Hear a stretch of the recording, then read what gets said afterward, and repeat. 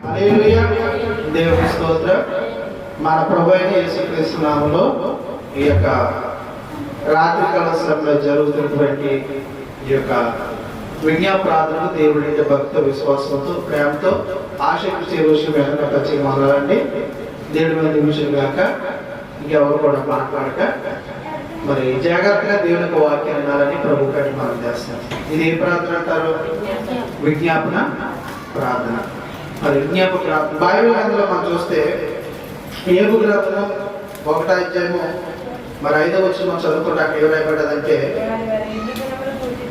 ఆ వారి వారి విధి దినములు పూర్తిగాక యోబు తన కుమారుడు పాపం చేసి తమ హృదయములో దేవుని దూషితులేమో అని వారిని పిలవనంపించి వారి పవిత్రపరిచి అరుణోదయములు లేచి వారిలో ఒక్కొక్కరిని నిమిత్తమై దహన బలులు అర్పించి వచ్చేది. యోబు నిత్యం అలాగూ చేయుచుండేది. ఇక్కడ దేవుని వాక్యం మనం చూస్తే యోబు చేసినటువంటి విజ్ఞాపన ప్రార్థన మనకు కనపడుతున్నారు. యోబు ఎవరి కోసం విజ్ఞాపన ప్రార్థన చేశాడు? ఇక్కడ దేవుని వాక్యం మనం చూస్తుంటే యోబు విజ్ఞాపన ప్రార్థన చేసినట్టు దేవుని వాక్యం మనం చూస్తున్నాం. యోబు ఎవరి కోసం విజ్ఞాపన ప్రార్థన చేశాడు అంటే మనం చూస్తే తన కుమారుల కొరకు కుమార్తెల కొరకు ఇక్కడ విజ్ఞాపన ప్రార్థన చేసినట్లు మనం చూస్తున్నాం. అయితే ఇక్కడ దేవుని వాక్యం తెలియవలసింది, మనం ఎవరి కోసం విజ్ఞాపన ప్రార్థన చేయాలంటే మన కుమారుల కొరకు మన కుమార్తెల కొరకు మన వారి కొరకు మనం ప్రార్థన చేయాలని దేవుని వాక్యము తెలియవలసింది. ఈరోజు చాలా మంది ఏమంటే కుమారుల కొరకు కుమార్తెల కొరకు ఏమంటే ప్రార్థన చేయరు. వారు ప్రార్థన చేసుకోరు, వాళ్ళ కుటుంబం వరకు ప్రార్థన మాత్రం చేయరు. దేవుని వాక్యం తెలియవలసిందంటే మనం ప్రార్థన చేసుకున్న ద్వారా మనం మన కుటుంబము ఆశీర్వాదకర దేవుడిగా ఉంటాం. అది ఈరోజు మనం నేర్చుకో విజ్ఞాపన ప్రార్థన ఏంటంటే యోబు తన కుమారుల కొరకు తన కుమార్తెల వరకు విజ్ఞాపన ప్రార్థన చేస్తాం. అలాగే మనం కూడా మనమే ఏం చేయాలంటే మనము మన కుమారుల కొరకు మన కుమార్తెల కొరకు విజ్ఞాపన ప్రార్థన చేసేవాళ్ళు ఉన్నారు. ఏ విషయంలో విజ్ఞాపన ప్రార్థన చేశాడో మనం చూస్తుంటే వారు విందు దినములు పూర్తి కాక యోబు తన అక్కడ ఏమైపడ్డదంటే కుమారుడు పాపము చేసి తమ హృదయంలో దేవుని దూషితులేమో అని. అంటే పిల్లలు ఏం చేయబోతున్నారంటండి? పాపం. ఇలా పాపం చేసి వారు దేవుని వారి హృదయాల్లో దేవుడు దూషిస్తారేమో అని చెప్పేసి విజ్ఞాపన ప్రార్థన చేశారంట. మొదటగా మన పాపం గురించి మనం చూస్తుంటే పిల్లలు ఏ విషయంలో వారు పాపం చేసిన వారు ఉన్నారు? పిల్లలు ఏ విషయంలో వారు పాపం చేసేవారు ఉన్నారు?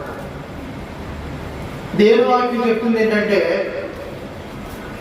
దేవుని వాక్యం చెప్తుంది పిల్లలు తల్లిదండ్రుల యొక్క మాటను వినాలని. పిల్లలు ఏం చేయాలంటే మరి తల్లిదండ్రుల యొక్క మాట వినాలి. మరి పిల్లలు తల్లిదండ్రుల యొక్క మాట ఎందుకు వినాలంటే తల్లిదండ్రులు ఏం చెప్తారంటే మంచి చెడు చెప్తారు. అమ్మ ఇది చెయ్యి, ఇది చెయ్యొద్దు, అక్కడికి వెళ్ళొద్దని మనం చాలాసార్లు చెప్తుంటాం. ఈ పిల్లలు తల్లిదండ్రులు మంచి చెప్తూ ఉంటుంటారు. మరి చెప్తున్నప్పుడు ఆ మాట వారు నేను వినాలో వద్దారు, వింటే బాగుంటుంది. చాలాసార్లు తల్లిదండ్రులు ఏమంటారంటే నా మాట వింటే ఇప్పుడు నువ్వు బాగుపడదు. కనుక ఇక్కడ దేవుని వాక్యం చెప్తుందంటే వారు తల్లిదండ్రుల యొక్క మాట వినపడమే పాపం చేస్తారు. అక్కడ తల్లిదండ్రుల యొక్క మాట వినపడమే పాపం చేస్తారు. ఎలా చేస్తారు పాస్టర్ గారు అంటే దేవుడు మనకు 10 ఆజ్ఞలు ఇచ్చాడు. ఆ 10 ఆజ్ఞలో ఒక ఆజ్ఞ ఉందంటే నీ తల్లిని నీ తండ్రిని సన్మానించు. అంటే దేవుడు ఇచ్చే ఆజ్ఞను అతిక్రమిస్తే ఏమవుతుంది? పాపం చేసినట్టు. ఎందుకంటే 1 యోహాను సువార్త అక్కడ వచ్చినట్లు మనం చూస్తుంటే ఏమి రాయబడ్డది? ఆజ్ఞాతిక్రమమే పాపం అంటే పిల్లలు తల్లిదండ్రుల మాట వినకపోతే వారు పాడైపోతారు.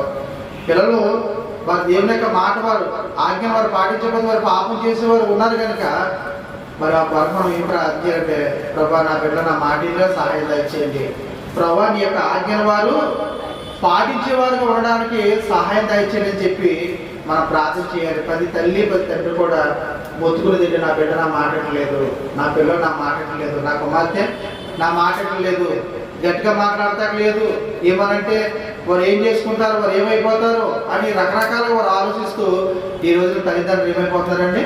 సతమతం అవుతున్నారు. కనుక మరి దేవుని దగ్గర మనం చేయవలసిన పని ఏంటంటే వారి మాట వినాలని దేనాటిని వారు పాటించేవారు ఉండాలని, వారు మంచి మార్గం నడిచేవారు ఉండాలని మన విజ్ఞాప ప్రార్థన వరకు మనము చేయాలి. రెండో మాట రాకుండా వారు హృదయంలో ఏంటంటే అక్కడ హృదయంలో వారు దేవుని దూషితులేమో అని చెప్పేసి, అంటే హృదయం గురించి మనం జ్ఞాపకం చేసుకుంటే నీ హృదయంలో ఏముందో నాకు తెలుసా, నా హృదయంలో నీకేముందో తెలుసా?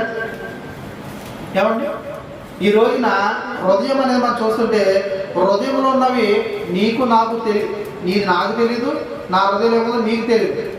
మీ హృదయంలో ఏముందో అది మీకు దేవుని మాత్రమే తెలుసు. అంటే దేవుని వాక్యం చెప్తుంది ఏంటంటే హృదయము చాలా ఘోరమైన వ్యాధి కదన్నమాట.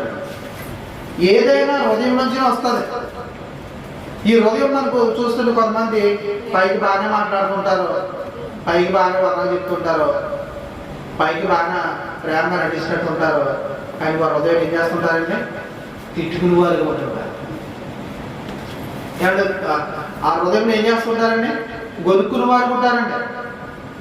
ఒకసారి వాళ్ళ పెదాలు మనకు కనిపెట్టి ఏంటమ్మా ఏమనుకుంటాం అంటే అవి ఏమి లేదు అని మనం అంటుంటారు.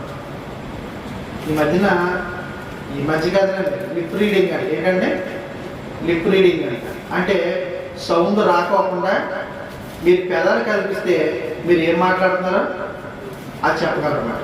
ఆ పెదాలు కదుపుడుతున్నారు. మనుషులకి ఏమైనా జ్ఞానం అంటే మరి నీ హృదయంలో ఏముందో, నీ నాలుగు ద్వారా ఏమి రాబోతుందో అంతకంటే ముందు ఎవరు తెలుసండి? అది 139 ఇక్కడ మొదలొచ్చాడు. యెహోవా నీవు నన్ను పరిశోధించి తెలుసుకున్నావు, నేను కూర్చుంటా నేను లేచుటా సమస్తం నీకు తెలుసు, నా మాట నా నాయక రాకపోతే. చూసారా, మనుషుడికి ఫీడింగ్ తెలిస్తే నీ హృదయం తెలుసు, నీ మాట అంతా నీ నోట ఏ మాట వస్తా కూడా తెలుసు. అంటే హృదయంలో కొన్నిసార్లు బయటికి మాట్లాడడం మన హృదయంలో మనం ఏం చేస్తుంటామంటే మనం దూషించేవారు గాను, తిట్టేవారు గాను, సదుకునే వారిగా ఉంటుంది. వీళ్ళకి వాక్యం అందుకని వారి హృదయంలో వారు దేవుడిని వారు దూషిస్తారేమో అని. అంటే కొన్నిసార్లు మన హృదయంలో ఒక తిట్టుకునే వారికి ఉంటుంటాం. ఒకసారి పిల్లలు ప్రార్థన అమ్మని అనుకోండి, ఆమె ఏం చేస్తారంటే మీ పైకి కనపడండి అత్త మాట మా అమ్మ ప్రార్థన పైకి చదువుకోమంటే అత్త మాట ప్రార్థన ఉంది అని చెప్పేసి మీ పైకి ఎనపాలకు లోపల తిట్టుకుంటూ ఉంటారండి. మొగలు పక్క పెట్టిన అంటూ ఆ లోపల తెగ మదపడిపోతుంటారండి. అప్పుడు అత్తమాట ప్రార్థన అంటే అత్తమాట దేవుడు అంటే అత్తమాల ప్రార్థన దేవుడు అంటే అప్పుడు ఎవరు చెప్తాను అక్కడ కదా. కనుక మనం ఒకసారి పిల్లలు ప్రార్థన చేసుకున్నా, వాక్యం చదువుకున్నా, దేవుని మంది రమ్మంటే కొన్నిసార్లు వాళ్ళకి ఏదో ఇబ్బంది పెట్టేసినట్టు, వాళ్ళ ఎత్తి మీద ఏదో తప్పెట్టేసినట్టు, ఏమంటే వాళ్ళని ఎక్కడికో నడిపి తీసుకెళ్ళిపోతున్నట్టు తెగ బాధపడుతూ అత్తమాట మా అమ్మ దేవుడే దేవుడు అంటారు, అత్తమాట మా నాన్న దేవుడే దేవుడు అంటారు, ప్రార్థన అంటుంటారు. అత్తమాట ప్రార్థన గీదన దేవుడా అంటుంటే ఏమన్నట్టు ఎవరు చూసేస్తామనంటే దేవుడు చూసేస్తున్నాం. అలాంటి మాటలు పిల్లలంటే నోటంటే రాకూడదు. హృదయంలో వారు దూషించేవారుగా ఉండకూడదని మనం ప్రార్థన వరకు మనం చేయాలి. మూడో విషయం అంటాడు అక్కడ రాయకూడదు, వారిని పవిత్రపరిచి. ఏం చేశాడు చెప్పండి? వారిని పవిత్రపరిచి. పిల్లలు మనం ఏం చేయాలి చెప్పండి? పవిత్రం చేయాలి. ఏం చేయాలి చెప్పండి? పిల్లలు మనం ఏం చేయాలి? ఏ విషయాలు పవిత్రం చేయాలి? దేవుని యొక్క వాక్యం తెలియవస్తుందంటే ఏమంటే ఏ విషయాలు ఇలా చూడాలి జాగ్రత్తగా దేవుని వాక్యం. దేవుని వాక్యం ఏ విషయాలు అంటే ఒకటి వారు సూపులు పవిత్రం చేయాలి, శుద్ధి చేయాలి. ఏం చేయాలి చెప్పండి? 10 పిల్లలు సూపులు బాగుంటాయంటే సూపులు అస్సలు బాగా మాట్లాడారు. వాళ్ళ సూపుల్లో ఏమంటే ఏదో రకమైన పాపం అనేది కనపడుతూ ఉంటుందండి. కనుక అలా చూస్తున్నామేంటి, అలా తొంగి చూస్తున్నామేంటి, అటు చూస్తున్నామేంటి, ఇటు చూస్తున్నామేంటి, అవి ఏం సూపులు అని చెప్పి మనం ఏం చేస్తుంటారంటే వారు సూపులు శుద్ధి చేసేవారుగా ఉన్నారు. అంటే వారు భయం చెప్పాలి. రెండోది పిల్లలకి ఇంకేం శుద్ధి చేయాలి? నోటు మాట శుద్ధి చేయాలి. ఏం చేయాలి చెప్పండి? నోటు మాట. నోటు అంటే ఏమొస్తుంటాయండి? పరిమాణ మాటలు కూడా వస్తుంటాయి. ఏమంటే తర్వాత లోక సంబంధమైన పాటలు వస్తూ ఉంటాయి. ఏమంటే లోకంలో మాట్లాడి కూడా వస్తుంటుంటాయి. అప్పుడు ఏం చేయాలి? ఆ పాటలేంటి, ఆ మాటలేంటి, ఆ బూతులు ఏంటని చెప్పి పిల్లలకి ఏం చేస్తుంటారండి? పవిత్రం చేయాలి. తర్వాత ఇంకా పిల్లలకు పవిత్రం చేయవలసింది ఏంటంటే వారి చెవులు పవిత్రం చేయాలి. ఏం చేయాలి చెప్పండి? పవిత్రం ఏం చేయాలి? చెడు మాటలు వినకూడదు. ఏం చెప్పాలండి? చెడుని వినకూడదు అని మరి మనం చెప్పాలి. వాళ్ళకి కొంతమంది పిల్లలకి చెడు నేర్పుతూ ఉంటుంటారు. ఆ చెడు మాటలు వింటూ ఉంటుంటారు. ఆ చెడు మాటలు మీద వారు ఏమైపోతుంటారండి? పాడైపోతుంటారండి. అదే అలాంటి మాటలు వీళ్ళకి వాళ్ళ దగ్గరికి వెళ్ళి చెప్పిన మాట మాత్రము నువ్వు వినొద్దని చెప్పి ఆ పిల్లలు మనం ఏం చేస్తూ ఉండాలండి? వారి చెవులు మనం శుద్ధి చేసేవాళ్ళు ఉండాలి. ఇంకేం శుద్ధి చేయాలి?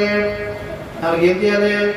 వాళ్ళ హృదయాన్ని శుద్ధి చేయాలి. మూడు ఏం చేయాలి చెప్పండి? 1 చెవులు, 3 కళ్ళు, 2 నోరు, 3 చెవులు, 4 ఏం శుద్ధి చేయాలి? హృదయాన్ని శుద్ధి చేయాలి. ఏం శుద్ధి చేయాలంటే కొంతమంది హృదయంలో లేనిపోయిన పాపదాపలు పెట్టుకుంటారు పిల్లలు. మా అమ్మలు కంటున్నారు, మా నాన్నలు కంటున్నాడు, లేనిపోయి హృదయంలో పెట్టుకుంటుంటారు పిల్లలు. మనసులో కొంతమంది మనసులో పెట్టుకుని చెప్పుకోరు. కొంతమంది మనసులో పెట్టుకుంటుంటారు. మనం ఏం చేస్తే వాళ్ళ హృదయాన్ని అంతా కూడా మనం ఏం చేస్తే కడిగేనమాట. ఎవరి మీద ఎటువంటి ద్వేషాన్ని కానీ కోపాన్ని కానీ మనము పెట్టుకోకూడదు. అందరం మనం ఏం చేయాలి? మనము వాళ్ళు ప్రేమించాలని చెప్పేసి వాళ్ళ హృదయాలు ఏం చేస్తున్నారండి? పవిత్రం చేయాలి. ఏ పని చేశారు. తర్వాత ఇంకేం శుద్ధి చేయాలి? వాళ్ళ చేతులు శుద్ధి చేయాలి. ఏం చేయాలి చెప్పండి? వాళ్ళు ఏ చేతులు మంచి చేతులు మంచి పనులు చేస్తారు, చెడు పనులు చేస్తారండి. ఒకసారి మనం ఆలోచించి ఆ చేతులు ఎలాంటి పనులు చేస్తారు. ఆ చేతులు శుద్ధి చేయాలి. తర్వాత ఇంకేం శుద్ధి చేయాలి? వాళ్ళ కాళ్ళు శుద్ధి చేయాలి. కాళ్ళు ఏంటంటే ప్రవర్తన. ఏం చెప్పండి? అంటే నువ్వు అక్కడికి ఇక్కడికి తిరగొద్దు, ఒకసారి శుభ్రపోదు, నీ పనిని నువ్వు చూసుకో అని చెప్పి వాళ్ళు మనం చెప్తున్నామంటే వాళ్ళ ప్రవర్తన మనము శుద్ధి చేయాలి. అందుకనే యోగు తన బిడ్డలకు శుద్ధి చేశాడంట.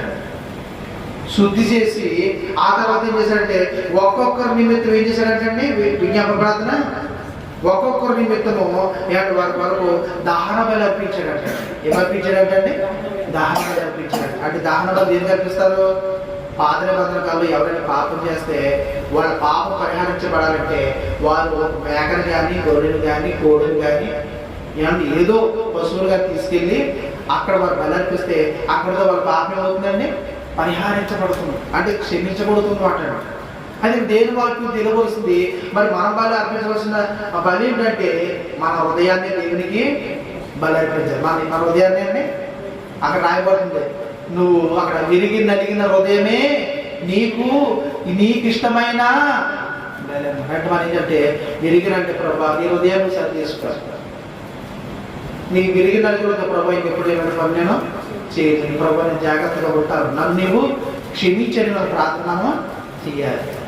ఆ విరిగి నలిగిన అంటే వీళ్ళ కొరకు మనం విరిగి నలిగినతో ప్రార్థన చేయాలండి. మనం ప్రార్థన చేస్తున్న కన్నీరు రావాలి, మనం ప్రార్థన చేస్తున్న వేదన రావాలి, మనం ప్రార్థన చేస్తున్న దుఃఖం రావాలి. మనం ప్రార్థన చేస్తుంటే ఏమండి మన ఉల్లంతా కూడా ఏమంటే దేవునికి శక్తితో నింపబడాలి. కనుక యోగు ఏం చేశాడంటే దాని బిడ్డల కొరకు విజ్ఞాపన ప్రార్థన చేశాడు. విజ్ఞాపన ప్రార్థన మనం చూస్తుంటే వారి బిడ్డలు పాపము చేసి వారి ఉదయంలో దేవుడిని వారు దూషిస్తారేమని చెప్పి ఒక్కొక్కరి నిమిత్తము ఏమన్నా అన్నోదయమైన బలి అర్పించడం మనం చూస్తాం. కుమారులు కుమార్తెలు అన్నట్లు దేవుని స్తోత్రం, హల్లెలూయా. కనుక కుమారుల వరకు మనందరూ కూడా యోగు ఏ విధంగా అయితే ప్రార్థన చేశాడో ఆ విధంగా మనం ప్రార్థన చేస్తే బిడ్డలకు కావాల్సిన ఆయుష్ను ఆరోగ్యం దేవుడు దయచేస్తాడు. దేవుడు వారి మంచి మార్గంలో దేవుడు నడిపించేవాడు ఉంటాడు. వారి పక్షాన మనం చేసే ప్రార్థన దేవుడు ఆలకిస్తాడని దేవుని వాక్యం తిరిగి వస్తుంది. అటు రీతిగా మనం ప్రార్థన చేసుకుందాం. దేవుడు తన పరిశుద్ధ వాక్యం దీవించి ఆశీర్వదించుగాక. ఆమేన్.